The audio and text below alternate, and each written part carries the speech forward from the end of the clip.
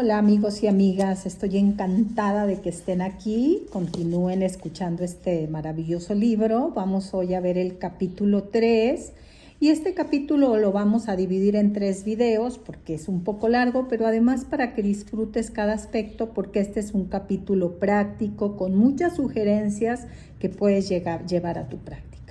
El capítulo se llama El modelo del diseño universal para el aprendizaje, principios, pautas y propuestas para la práctica y fue escrito por Montserrat Blanco García, Pablo Sánchez Santolín y Airana Zubilaga del Río.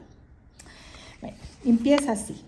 Por experiencia sabemos que es posible incluir a todos los alumnos en las aulas siempre que los educadores hagan el esfuerzo de acogerles, fomentar las amistades, adaptar el currículo y graduar las prácticas. No obstante, la inclusión plena no siempre se desarrolla con suavidad. En consecuencia, es vital que los adultos no opten por la vía fácil de excluir al niño, sino que busquen soluciones para lograr la inclusión social satisfactoria. Esta cita es de Stambach y Stambach, 1999. En los capítulos anteriores hemos analizado la importancia de las prácticas inclusivas, tanto en la vertiente académica como social, para responder a la diversidad del alumnado en nuestras aulas, así como el origen y los fundamentos neurocientíficos del diseño universal para el aprendizaje, capítulos 1 y 2. En este capítulo se presenta una visión global del modelo y se profundiza en la explicación detallada de cada principio, las pautas y los puntos de verificación que lo componen, con especial atención a la aplicación práctica de los mismos. La educación debe ir encaminada a favorecer el aprendizaje de todos y cada uno de los alumnos y de las alumnas. Utilizando la terminología de CAS del 2008 y 2011, se trataría de ayudar a estudiantes nobles a convertirse en aprendices expertos, es decir, en estudiantes que saben cómo aprender, que quieren aprender y dentro de sus posibilidades están preparados para realizar los aprendizajes como aprendices que van ganando en autonomía a lo largo del proceso. Por aquí en el canal encontrarás un video sobre el aprendizaje experto. El diseño universal para el aprendizaje favorece una escuela inclusiva donde se respeta a todo el alumnado, donde se le ayude a conocer tanto sus potencialidades como sus limitaciones a través de un currículum flexible.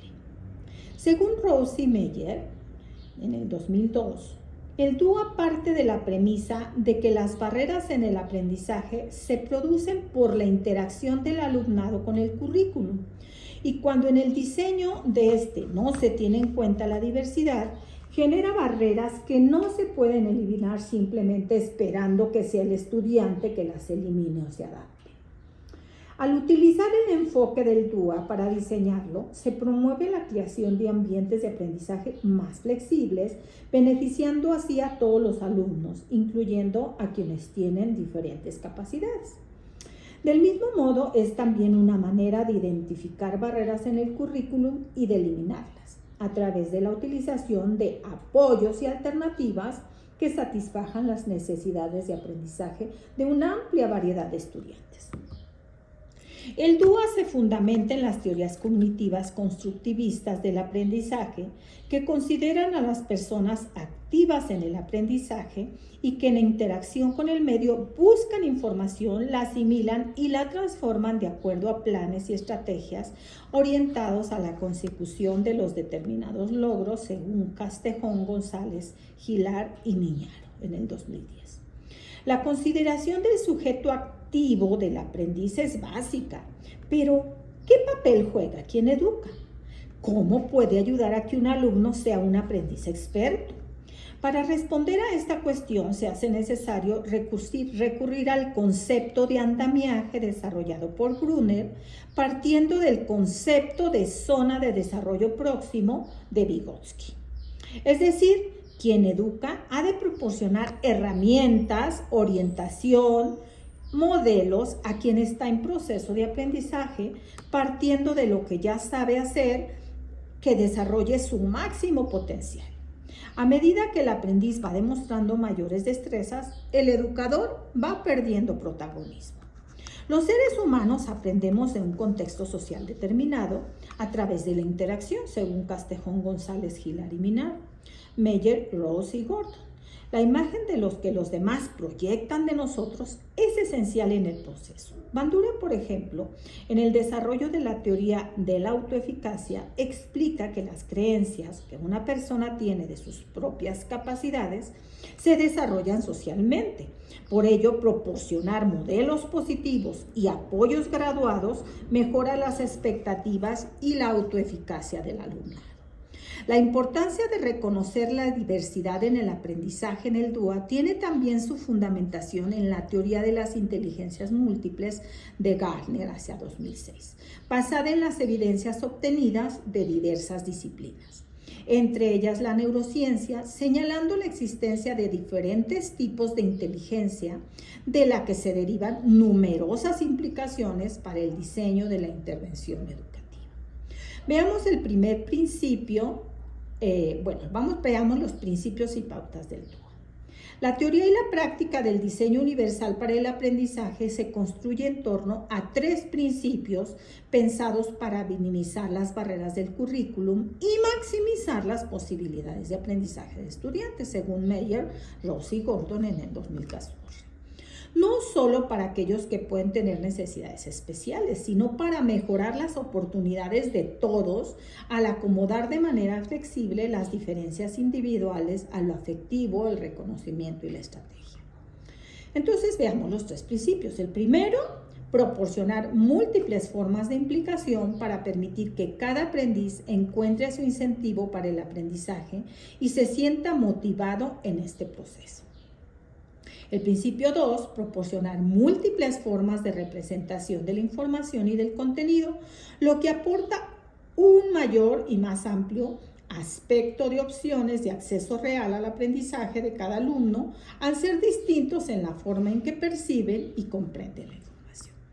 En el tercer principio es proporcionar múltiples formas de acción y expresión que permiten que cada estudiante interaccione con la información y demuestre el aprendizaje realizado de acuerdo con sus preferencias o capacidades, puesto que cada persona tiene sus propias habilidades y estrategias, como lo indica la tabla 1, y es que ahorita estás viendo aquí. Estos principios están estrechamente vinculados con las redes neuronales descritas en el capítulo anterior. Entonces, en esta tabla 1 vemos la relación entre las redes neuronales y los principios del DUA. Cada uno de estos principios incorpora 3 pautas, dentro de las cuales incluyen diferentes puntos de verificación que aparecen en las directrices del DUA que te estoy poniendo aquí al frente. Es importante recordar que se trata de un constructo dinámico y que están en constante revisión, por lo que no es bueno que las imprimas, sino que vayas directamente a las directrices del DUA de casa. De hecho, se publicaron por primera vez en 2008, se revisaron en 2011, en 2014 y la actual, que es la versión 3.0, después del 2018. Los números que aparecen entre paréntesis se corresponden con la numeración de la versión inicial de las pautas y aquí te estoy presentando las pautas para que veas cómo están organizadas todas las directrices del DUA y puedas entender mejor lo que te estoy comentando en esta lectura. ¿Cómo nos ayuda la aplicación de los principios, pautas y puntos de verificación del DUA en la práctica de una educación inclusiva? Bueno, pues nos permiten ofrecer al alumnado una amplia variedad de opciones que flexibilizan el currículum para favorecer el aprendizaje de la diversidad de los alumnos y las alumnas. Las pautas del DUA son un conjunto de estrategias que los docentes pueden utilizar en su práctica, pues como señalan Meyer, Rose y Gordon, proporcionan un marco para pensar sistemáticamente sobre la variabilidad individual de los estudiantes en lo que respecta al aprendizaje. Si no lo has visto, te invito a ver el video en este canal sobre la variabilidad y sobre el aula DUA que toca estos temas. Asimismo, a través de los puntos de verificación se realizan sugerencias concretas para afrontar dicha variabilidad. Todo ello para lograr eliminar las barreras de los currícula, flexibilizándolos y, del mismo modo, los entornos de aprendizaje, a la vez que se refuerzan las potencialidades de los estudiantes. A continuación, te voy a presentar el primer principio del DUA y en los dos siguientes videos voy a presentarte los principios 2 y 3. Conviene advertir también que los puntos de verificación de las distintas pautas son sugerencias, no listas de control para su estricta aplicación. Son referentes sobre los que reflexionar, andamios para facilitar a los docentes una práctica acorde con los enfoques del DUA según Meyer, Rose y Gordon. Las pautas permiten observar los entornos de aprendizaje y a los estudiantes, de modo que estos últimos no sean vistos por sus dificultades, sino como personas con distintas capacidades a las que hay que responder con currícula flexible que atiende a sus necesidades, motivaciones y potencialidades. Principio: proporcionar múltiples formas de implicación. Este, como vimos, es el primer principio. La implicación en el proceso de aprendizaje está relacionada con el porqué del mismo. ¿Qué motiva al estudiante? ¿Qué le hace continuar en sus tareas, incluso aunque éstas impliquen altas cargas de esfuerzo y concentración, y sin embargo, abandonar otras más sencillas o ni siquiera intentarlas? ¿Por qué algunos contenidos son interiorizados en su estructura cognitiva y otros, en cambio, a los que se ha dedicado más tiempo de enseñanza, son olvidados en poco tiempo? Las respuestas a estas preguntas y otras similares tienen su origen en los diferentes elementos afectivos que impactan en los alumnos y sus procesos de aprendizaje. La motivación es un elemento esencial en el aprendizaje, en el que, según Núñez, entran en juego varios componentes: el valor asignado a la tarea, las metas académicas y las expectativas. Por ello, cuando proponemos actividades de aprendizaje, lo que para unos es atractivo, para otros es aburrido o les produce ansiedad. Habrá quienes se sientan capaces de realizar la tarea y quienes consideren que no está a su alcance.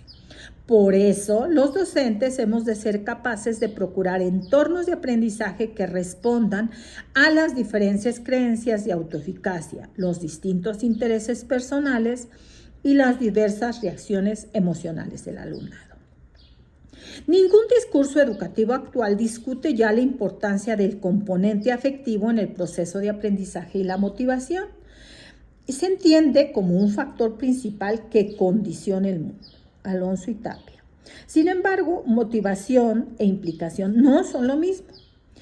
En una revisión de la literatura científica al respecto que hace González y González, advierte que en ocasiones las aportaciones de los estudios sobre la implicación se solapan o quedan integradas en un campo más genérico de motivación, pero que las evidencias muestran matices que diferencian ambos conceptos. La autora, que analiza en concreto el concepto de implicación, enfatiza su dimensión cognitiva y, en base a diferentes investigaciones procedentes del ámbito de la psicología, identifica distintos aspectos cognitivos relacionados en el proceso de implicación.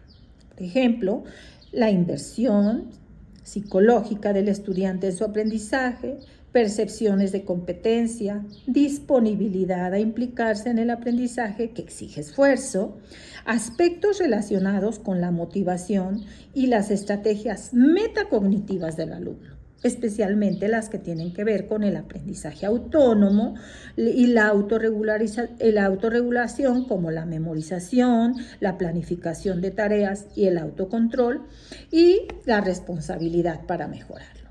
El diseño universal para el aprendizaje aborda la implicación desde dos dimensiones fundamentales: un aspecto externo vinculado al interés El esfuerzo, las amenazas y distractores, los niveles de desafío y la articulación de apoyos y el feedback, y un aspecto interno más relacionado con el desarrollo de capacidades metacognitivas y estrategias personales de autoevaluación y reflexión, donde la dimensión cognitiva a la que González hacía referencia constituye el eje de las pautas propuestas. Así, en torno a los aspectos más externos se articulan las pautas 7 y 8. Cada pauta está numerada, ahí lo ves ahorita en la tabla, la que recoge aquellos elementos del proceso de implicación vinculados al desarrollo de habilidades internas. A este principio cabe distinguir 3 pautas. Cada uno de los principios tiene a su vez 3 pautas. Han de existir diferentes maneras de captar la atención, pues las preferencias de los estudiantes son distintas, incluso pueden variar en un estudiante a lo largo del tiempo. Por ejemplo, mientras que una situación novedosa es estimulante para una persona, para otras puede resultar estresante. Debemos favorecer que los estudiantes practiquen la toma de decisiones, incrementando el grado de vinculación con su propio aprendizaje. Minimizar la sensación de inseguridad, creando un clima de apoyo y aceptación en el aula. La segunda pauta, proporcionar opciones para mantener el esfuerzo y la persistencia, requiere que fomentemos la colaboración, aumentar la retroalimentación ofreciendo modelos adecuados, proporcionar recursos que contribuyan a aprender a manejar la frustración, fomentar pensamientos positivos sobre posibilidades realistas de logro y proporcionar opciones para la regulación. En la tercera pauta, los aprendices expertos son capaces de establecer metas difíciles de alcanzar, manteniendo el esfuerzo necesario para lograr los objetivos previstos. Podemos intervenir promoviendo expectativas y creencias para optimizar la motivación, facilitando habilidades y estrategias de afrontamiento personal de la tarea y favoreciendo la reflexión y la autoevaluación. Una vez presentadas las pautas que integran este principio, a continuación se explica cada una de ellas vinculándolos a sus puntos de verificación que aportan sugerencias o guían cómo llevarlas a la práctica. Veamos.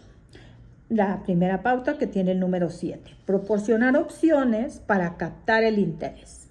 La información a la que no se atiende no se procesa y por tanto no se interioriza ni aprende. Captar el interés de los alumnos debe ser el primer paso del docente para garantizar la implicación del estudiante en el proceso de aprendizaje, y proporcionar opciones a los alumnos es la estrategia más efectiva para lograr una meta. Ofrecer diferentes tipos y niveles de elección no solo contribuye a garantizar que sea elegido aquel más cercano a sus intereses, sino que también fomenta la autonomía y capacidad de elección de los alumnos, aumentando la implicación en su propio proceso de aprendizaje.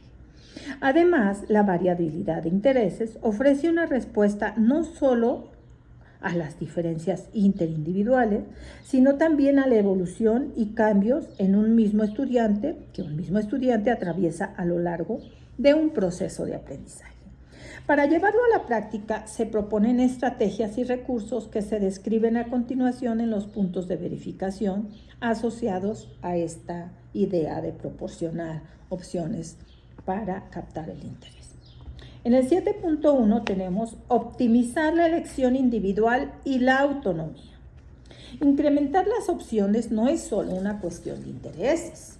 Participar en el establecimiento de objetivos académicos y de desarrollo personal incrementa el grado de vinculación con sus propios procesos de aprendizaje, además de su capacidad de autonomía y su nivel de satisfacción con los logros alcanzados en cuya formación han sido protagonistas. Si no lo has visto, te invito a ver el video los videos sobre objetivos y metas aquí en el canal.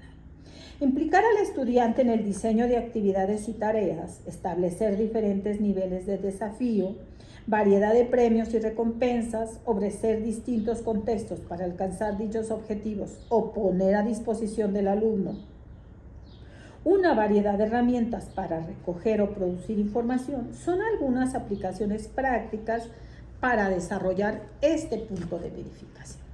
Sin embargo, el docente también debe regular la cantidad y tipo de decisiones a tomar por el alumno. Dotar al estudiante de autonomía e implicación no debe suponer ahogar al alumno en su toma de decisiones. El docente debe saber qué niveles de elección e interdependencia son posibles para sus alumnos y cómo regular esa forma individual de decisiones. Las tecnologías son una buena herramienta para ello. Partiendo de un mismo contenido, material y tareas, ofrecen variedad de desafíos, responden a los distintos intereses e incrementan la autonomía de los estudiantes. Las distintas herramientas digitales que ofrecen libros en formato digital son un ejemplo de ello. Por ejemplo, los Book Builder, libros hablados, libros en lengua de señas en la Biblioteca de Signos, de Biblioteca Virtual Miguel de Cervantes o Tweet Literatura son algunas propuestas concretas de aplicación. El siguiente punto de verificación es optimizar la relevancia y el valor y la autenticidad. Es el punto 7.2.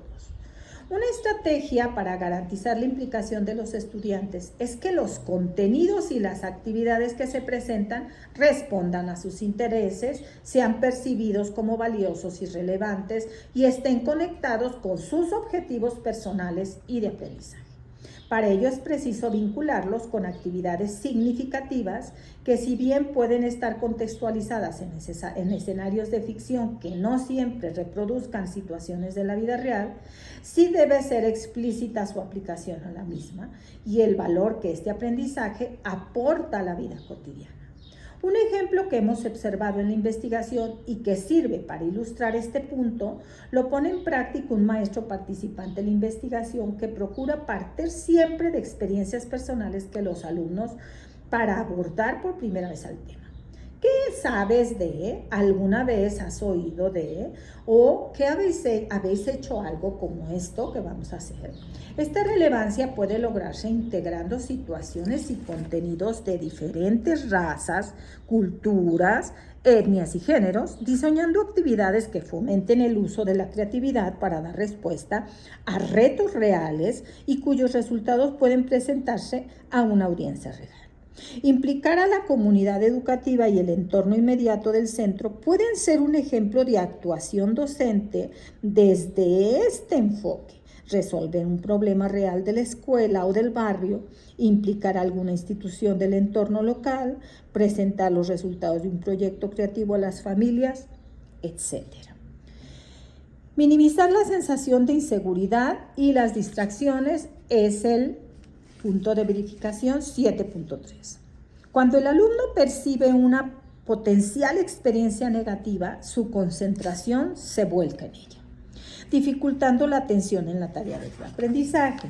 Garantizar la seguridad del estudiante en su entorno de aprendizaje resulta fundamental para minimizar el impacto negativo derivado de algunos elementos afectivos.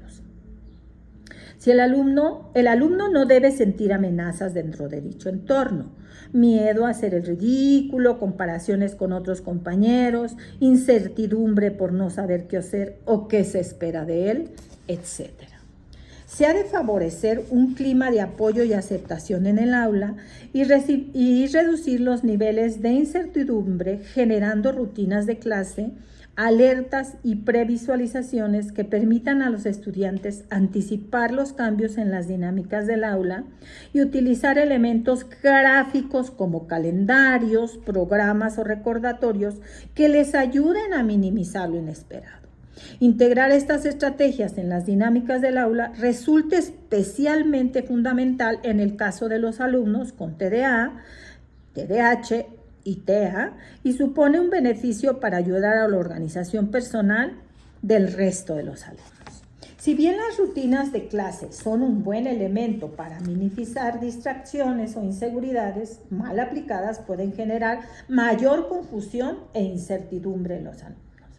En el caso de una de las maestras participantes en la investigación que introduce variaciones de forma inesperada o sin explicación o no sigue la misma secuencia todos los días, lo que genera es desconcierto en los alumnos. Es muy importante mantener, repetir e insistir en la misma secuencia de tareas para no generar el efecto contrario entre el alumnado. Por otro lado, el entorno de aprendizaje también debe proporcionar mecanismos para regular y minimizar las distracciones, controlar el exceso de estímulo, de estimulación visual. Los recursos visuales tienen un gran potencial didáctico, pero en exceso pueden generar saturación en la atención y la motivación.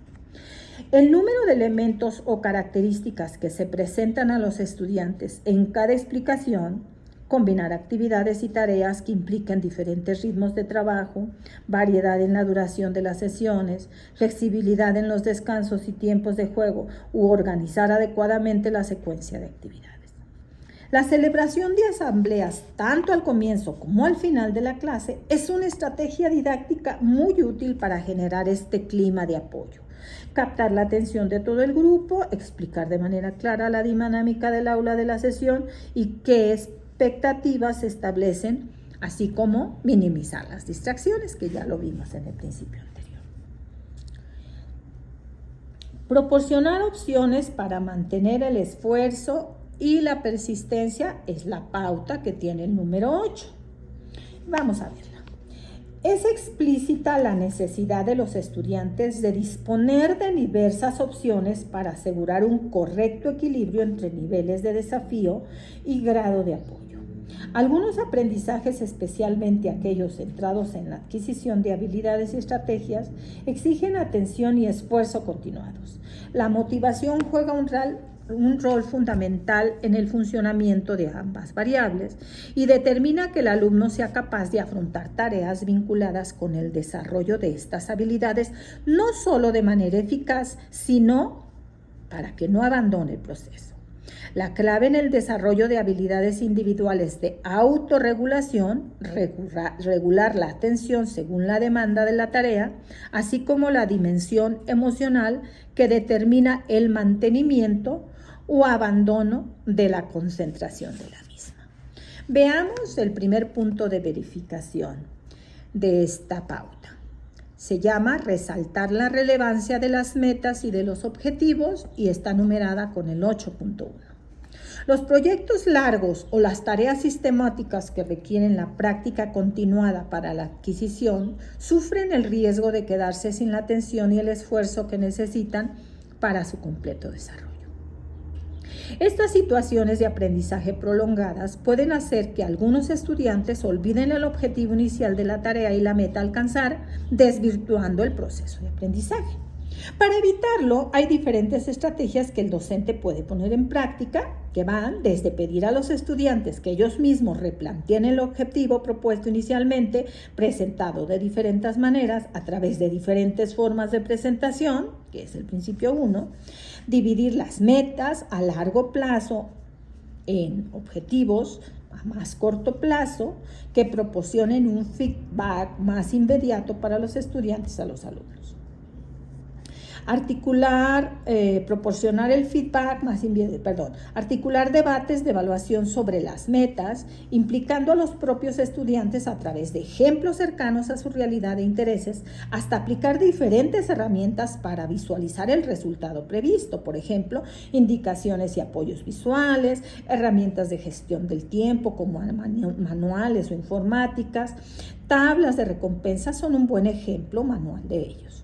En el terreno digital, herramientas como Capsles, y aquí les voy a poner la liga, permiten crear líneas de tiempo integrando diferentes soportes para secuenciar los objetivos y permitir al alumno visualizar lo más relevante del proceso de aprendizaje.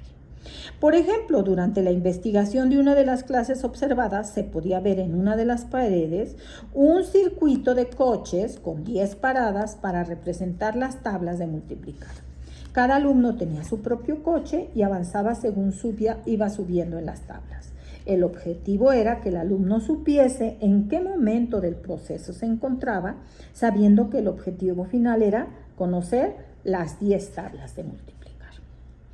La siguiente punto de verificación es variar los niveles de exigencia y los recursos para optimizar los desafíos, y es el punto de verificación 8.2.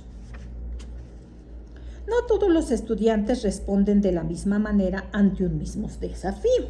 Diferentes temáticas, variedad en los grados de complejidad o necesidades específicas de aprendizaje que condicionen el desafío inicial, interfieren en la manera en que cada alumno se enfrenta a un reto, cómo lo percibe y qué estrategias pone en práctica para su afrontamiento. Optimizar desafíos siempre implica articular apoyos. No se trata únicamente de articular diferentes grados de complejidad a la hora de afrontar una tarea, proporcionar diferentes niveles de resolución de un problema, sino la optimización de retos supone el establecimiento de recursos apropiados y flexibles para su consecución y proporcionar diferentes herramientas para su resolución que permitan ponderar el equilibrio entre reto y apoyo, generando un desequilibrio cognitivo adecuado a cada alumno. Esto es una cita de Vygotsky de 1978. Y veamos el tercer punto de verificación de esta pauta, que es fomentar la colaboración y la comunidad. Es la pauta 8.3. El aprendizaje no solo es un proceso individual, es una construcción que resulta fundamentalmente de implicar a los otros y de enseñar a los estudiantes no solo a comunicarse y trabajar de manera colaborativa, sino a tomar conciencia del rol que juegan dentro de su comunidad de aprendizaje. El estudiante que percibe su aportación al grupo aumenta su implicación en el proceso de aprendizaje. Por otro lado, el aprendizaje cooperativo es una de las estrategias metodológicas más eficaces en contextos inclusivos. Permite el encaje de las diferencias individuales, enriquece el proceso de aprendizaje y coloca a los estudiantes como agentes activos no solo de su propio proceso de aprendizaje, sino también del de sus compañeros. Las estrategias en este ámbito son múltiples y van desde acciones vinculadas con la dinámica del aula, tutorías entre iguales, asignación de mentores, agrupamientos flexibles o proporcionar indicaciones que orienten a los estudiantes sobre cuándo y cómo pedir ayuda a los compañeros, hasta proyectos que implican a toda la escuela. Comunidades de aprendizaje, por ejemplo, planes de inclusión de centro, implicación de las familias en actividades, entre otros.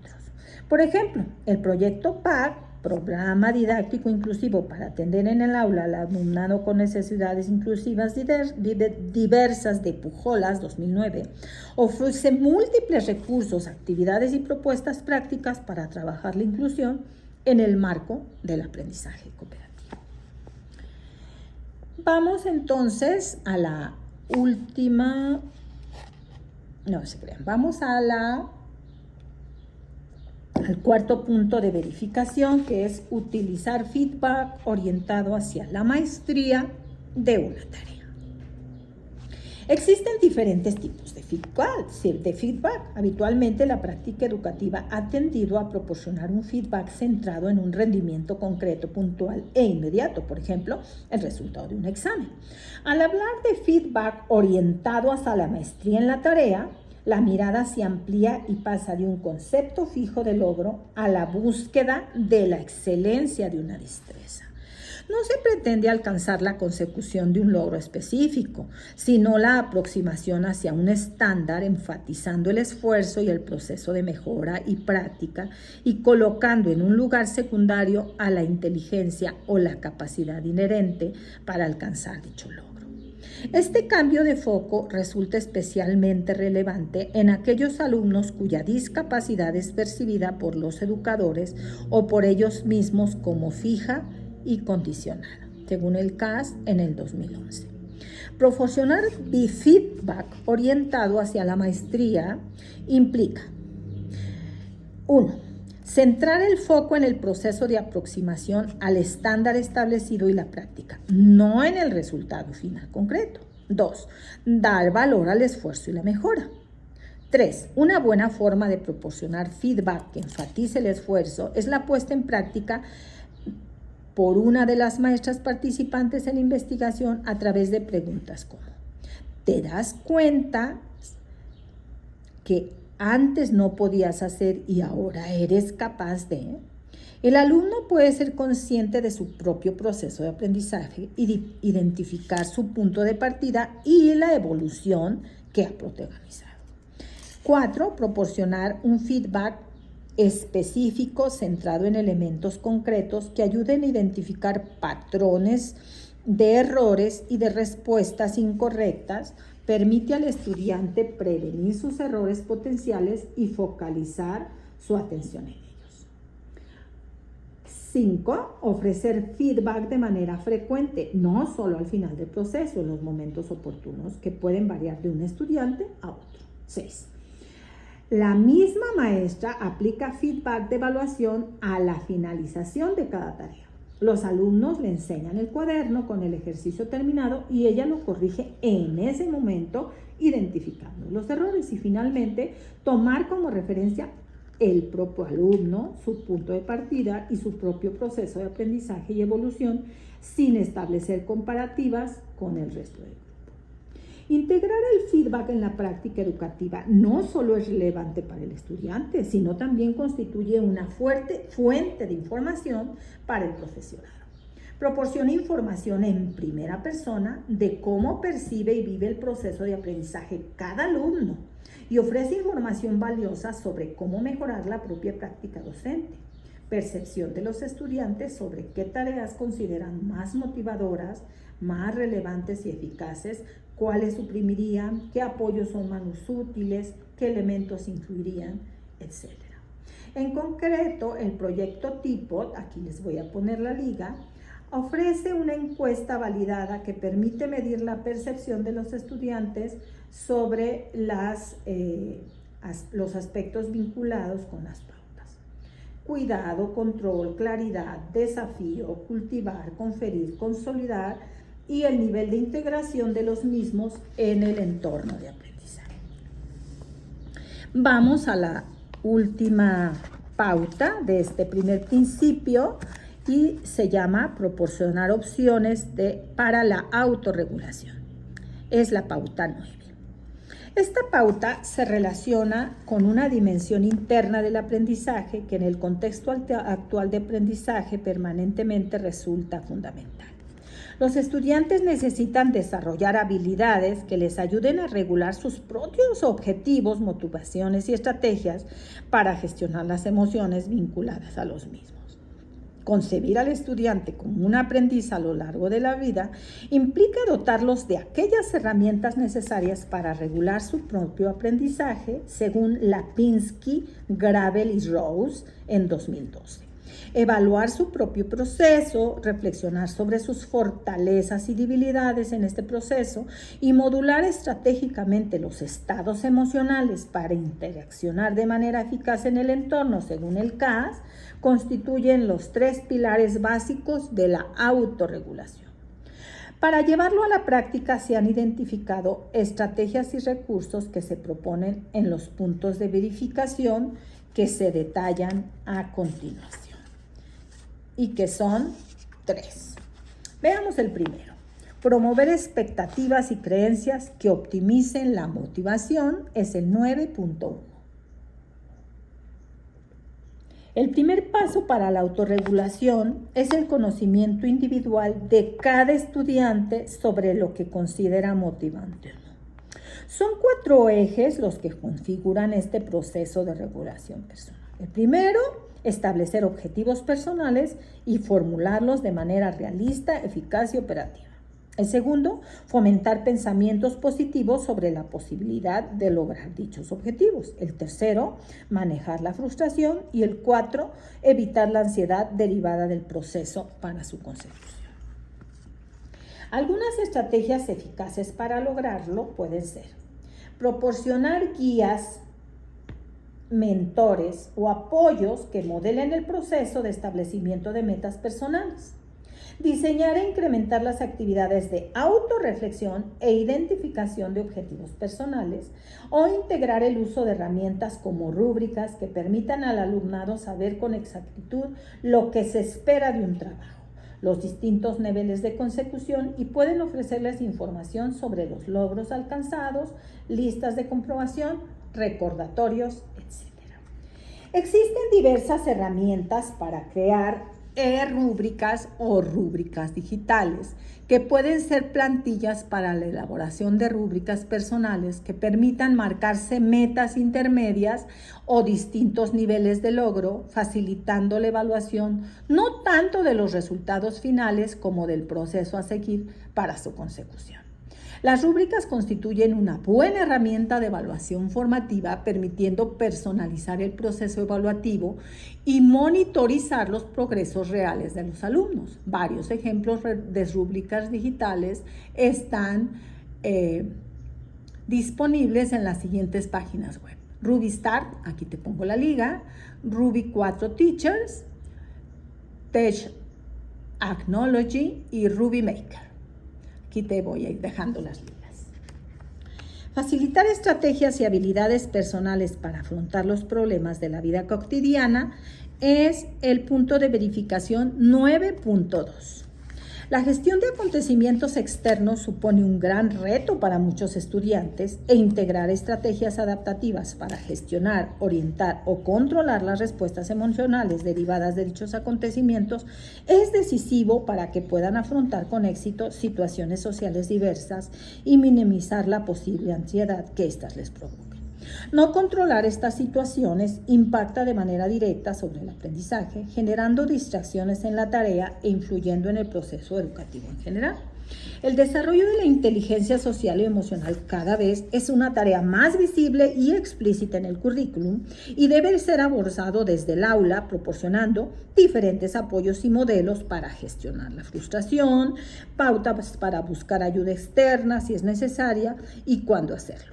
Desarrollar estrategias para afrontar situaciones conflictivas o generadoras de ansiedad. Por ejemplo, el rendimiento en determinadas áreas académicas en las que el alumno se presupone malo, entre comillas; utilizar situaciones reales o simulaciones que ejemplifiquen las habilidades o pasos a poner en práctica para afrontar los problemas, por ejemplo, situaciones de conflicto que hayan surgido en el aula o centro de problemas reales de los estudiantes. Espero que lo llevéis bien. El último punto de verificación es desarrollar la autoevaluación y la reflexión, es el punto 9.3. Si no te has inscrito, te invito a hacerlo en este momento. Entre las estrategias metacognitivas y la autoevaluación, permite al alumnado, por un lado, identificar sus conductas y reacciones, tanto positivas como negativas, y, por otro, actuar de manera eficaz sobre ellas si fuera necesario. Y por otro, aprender a reconocer su propio progreso y evitar la desmotivación derivada de percibir que no avanza en el proceso de aprendizaje. El uso de elementos gráficos puede ser de gran ayuda, como el uso de tablas de progreso unido a la consecución de una variedad de recompensas o un sistema de retroalimentación en pantalla, actividades online de autocorrección inmediata, plantillas, rúbricas. Aquí en la tabla 3 te pongo un ejemplo de conexión entre pautas docentes y pautas duas implicadas que pueden servir de síntesis y facilitar una visión global de este principio y su posible integración en la práctica docente. Te dejo aquí la imagen del decálogo para aplicar el principio, proporcionar múltiples formas de implicación en la práctica docente, que espero que te ayude a terminar de comprender este principio que acabamos de trabajar. Muchas gracias. Nos vemos en la continuación de este capítulo del principio, proporcionar múltiples formas de representación. Gracias por estar aquí, gracias por darnos un like y por suscribirte.